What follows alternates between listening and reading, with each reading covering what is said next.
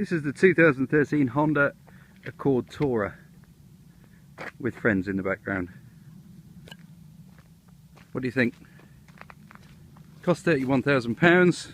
This particular one is an EX. It's got the 2.2 i-DTEC engine. It's pretty much the top level of trim. Does 0 to 60 in 10.1 seconds. Returns 44.1 miles per gallon. And it is a car. There's nothing really special for anyone with driving enthusiasm in their bones. It's not a car for petrol heads, but you know what? It does most things perfectly reasonably, and because it's a Honda, it will go on for decades. Let's have a look at some more of it in detail. Show you the boot, which is pretty cool. Got a thing on the keyring here. Flip that. Boot goes up. There we go. Very nice. It's not actually very big. It's not as big as it's filthy. Sorry, it's had my dogs in it. It's not as big as a Skoda Superb or even a Ford Mondeo. Bigger than a Volvo V60, but not by a huge amount. That flap there gets in the way a little bit, but you can pull it across to cover the whole boot. And let's close it up again. There we go. Back seat. It's big enough.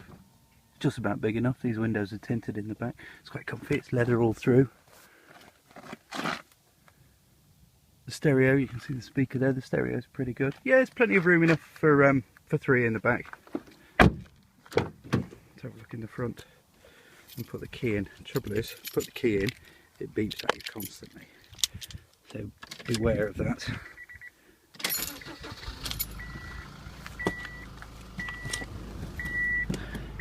I'm going to have to put the seatbelts on. Okay, so what to tell you about the Honda Accord from the inside? Well, to drive, it's perfectly fine. It's the ride and the handling is it's pretty smooth. It's pretty smooth. Goes around corners quite well actually. I was quite surprised, quite impressed with that. It's an automatic, this one. Heated seats, which are great. Trouble is, low is almost not on, and high is furnace and burn your butt time. Dashboard looks okay. Got this not that great little graphic in the middle on the right hand side, which if I can work it out, because the controls are very complicated, if I can work out the trip computer, which I can't right now, scrolls through miles per gallon, all sorts of everything that you might want. Here we go. That's mainly local roads, 30.9. We'll probably get 35 out of it. I'm going on a long run tomorrow and we'll report back on my written report. The big annoyance with this car is this setup. The whole info screen, the stereo, the sat nav is pretty poor. Don't really like it. There's no digital radio. Can't even get it to turn on now. It's pretty random. Here we go. This button here, you turn that for menus, and then you have to press this to select something. So you spin, press that. It would have been easier just to press this to select it as well. The satellite system is just useless. Radio's okay, but it's only FM. There's no digital. You can connect your iPod via the little thing down here, which is a fridge, and it's got USB. You've got various charge points, auxiliary points. That does work well.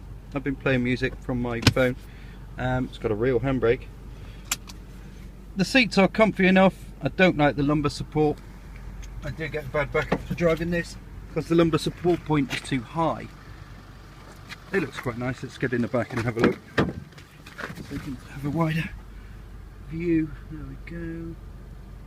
All in all, it is just a reasonable car that's not really competitively priced.